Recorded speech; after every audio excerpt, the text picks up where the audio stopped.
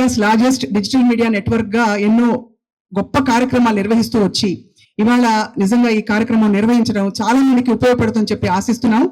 మురళీమోహన్ గారు అనగానే సమాజంలో ఒక పెద్ద మనిషిగా మనందరికీ ఒక దిక్సూచి. భూమిలో పెట్టుబడి పెట్టండి, ఖచ్చితంగా ఎప్పటికైనా మీకు రిటర్న్స్ వస్తాయి, అన్నిటికంటే సంతృప్తి వస్తుందని చెప్పి వారు సందేశం ఇస్తారని కోరుకుంటున్నాం. సార్, గౌరవ రాజ్యసభ సభ్యులు శ్రీ లక్ష్మణ్ గారికి, సుమన్ టీవీ చైర్మన్ సుమన్ గారికి, ఇచ్చేసిన అతిథులందరికీ, అలాగే ఈ ఎగ్జిబిషన్లో పాల్గొన్నటువంటి ఆ రియలిటర్స్ సోదరులకి అందరికీ నా హృదయపూర్వక నమస్కారాలు.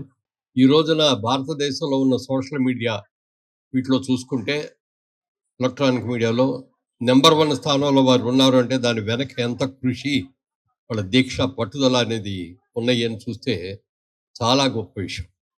ఆయనకి ఎన్ని అవార్డులు వచ్చినాయో ఆల్ ఇండియా లెవెల్లో ఇప్పటిదాకా వాళ్ళ ఆఫీస్కి వెళ్తే తెలిసి ఎన్ని అవార్డులు ఉన్నాయి, ఎన్ని అవార్డులు వచ్చినాయి అనేది.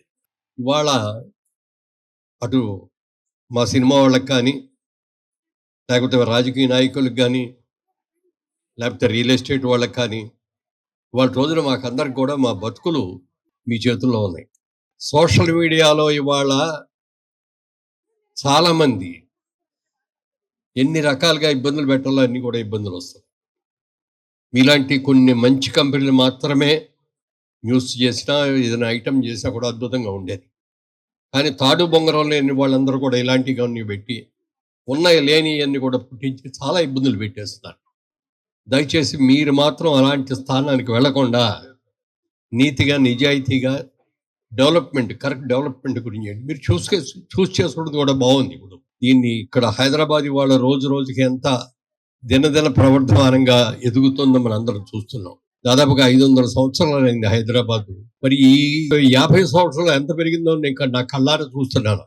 చాలా అద్భుతంగా వన్ ఆఫ్ ద బెస్ట్ సిటీగా ఇండియాలో వాళ్ళ హైదరాబాద్ ఎదిగింది. ఎన్నో వసతులు ఉన్నాయి దీనికి. మద్రాసు చూసుకుంటే పక్కన సముద్రం, బొంబాయి చూసుకుంటే సముద్రం, లేకపోతే హైదరాబాద్ చూసుకుంటే వాళ్ళ రోజున 360 డిగ్రీలు ఎటు ఏ పక్కకి వెళ్ళినా కూడా డెవలప్మెంట్ ఈజీ. ఇన్ని ల్యాండ్స్ కావాలన్నా దొరుకుతాయి, ఇన్ని కన్స్ట్రక్షన్కి వెళ్ళినా, లేకపోతే ఫార్మాసిటికల్ ఇండస్ట్రీస్ వచ్చినా, అన్ని రకాలుగా హైదరాబాదు బాగా అభివృద్ధి చెందుతున్న ప్రదేశం ఇది. ఇలాంటి ప్రదేశంలో ఎన్నో ఫెసిలిటీస్ ఉన్నాయి. ఔటర్ రింగ్ రోడ్ అనేది వాళ్ళ పెద్ద పెద్ద సిటీల్లో, చాలా సిటీల్లో లేవు. మనకు అద్భుతమైన ఔటర్ రింగ్ రోడ్లు వచ్చినాయి. ఇప్పుడు ఇన్నర్ రింగ్ రోడ్డు కూడా మళ్ళీ వస్తుంది. వీటన్నిటికీ మించి 4th సిటీ అని చెప్పి వాళ్ళ రేవంత్ రెడ్డి గారి ఆధ్వర్యంలో 4th సిటీ కూడా చేయబోతున్నారు. ఇవన్నీ రావటం మూలంగా కానీ హైదరాబాదు బాగా ఎక్స్టెండ్ అయింది సిటీ. ఇదివరకు హైదరాబాదు అంటే ఓల్డ్ సిటీ, లేకపోతే హ్యాబిట్స్, లేకపోతే బంజారా హిల్స్, జూబ్లీ హిల్స్ ఇవే ఉండేవి. కానీ వాళ్ళు చూస్తే ఏ పక్కకు వెళ్ళినా కూడా అద్భుతమైన కట్టడాలు కానీ, ఆ డెవలప్మెంట్స్ కానీ, ఆ ఫెసిలిటీస్ కానీ వాళ్ళు ఎన్నో ఉన్నాయి. రాబోయే రోజుల్లో ఇంకా చాలా అభివృద్ధి ఉంటుంది. ఇందాక మీరందరూ విన్నట్టుగా ఇవాళ రోజున వ్యాపారంలో మనం సంపాదించుకున్న వాళ్ళు ఎందులో పెట్టాలని రకరకాలుగా ఆలోచిస్తారు. వాళ్ళు షేర్ క్యాపిటల్కి వెళ్తే ఏ రోజున ఏ షేర్ పెరుగుద్దో, ఏ రోజున పడిపోతుందో కూడా తెలియని పరిస్థితులు ఉన్నాయి. కానీ ఒకే ఒక ఇండస్ట్రీ, మనం పెట్టుబడికి ఏ రోజున మనకు డోకా ఉండదు, మనం పెట్టిన ప్రతి రూపాయికి 100 రూపాయలు అవుతుంది, పెరుగుతుంది అని చెప్పగలిగిన ఏకైక ఇండస్ట్రీ ఏది అంటే రియల్ ఎస్టేట్ ఇండస్ట్రీ. అలాంటి అద్భుతమైన ఇండస్ట్రీని ఇవాళ మీరు చక్కగా, ఎందుకంటే చాలా ప్రాజెక్టులు ఉన్నాయి హైదరాబాద్ చుట్టుపక్కల, ఎంతోమంది ఎన్నో చేస్తున్నారు. అవన్నీ వెళ్ళి చూడటం కూడా చాలామందికి అవకాశం ఉండదు. మీరు ఇలాంటి ఎగ్జిబిషన్స్ పెట్టడం మూలంగా ఏ ప్రాజెక్ట్ ఎక్కడుంది, వాళ్ళు ఏం చేస్తున్నారు అనేది నలుగురు తెలుసుకోవడానికి కూడా అవకాశం ఉంటుంది. అక్కడ వాళ్ళు ఇచ్చే బ్రోచర్స్ చూసుకొని వాళ్ళకి అవకాశం ఉంటే అక్కడికి సైట్కి వెళ్ళి చూడటమో ఇవన్నీ కూడా చేసుకునేటువంటి మంచి అవకాశం ఉంటుంది. డాక్టర్స్ చేశారు, అలాగే ఫార్మాసిటికల్ వాళ్ళు చేయండి, అలాగే ఎడ్యుకేషన్ ఇన్స్టిట్యూట్స్ కూడా అద్భుతమైన ఇన్స్టిట్యూట్స్ ఉన్నాయి. హాస్పిటల్స్ బ్రహ్మాండమైనవి ఉన్నాయి. ఇవన్నీ ఉన్నాయి కాబట్టి మీరు ప్రతి సంవత్సరం ఇలాంటివన్నీ కూడా డిఫరెంట్ వెరైటీస్ అవన్నీ కూడా ఎగ్జిబిషన్స్ ఇట్లా పెట్టి మరి ప్రతి వాళ్ళకి కూడా, ప్రజలకి అందరికి కూడా అందుబాటులో ఉండేట్టు ఇస్తే చాలా బాగుంటుంది.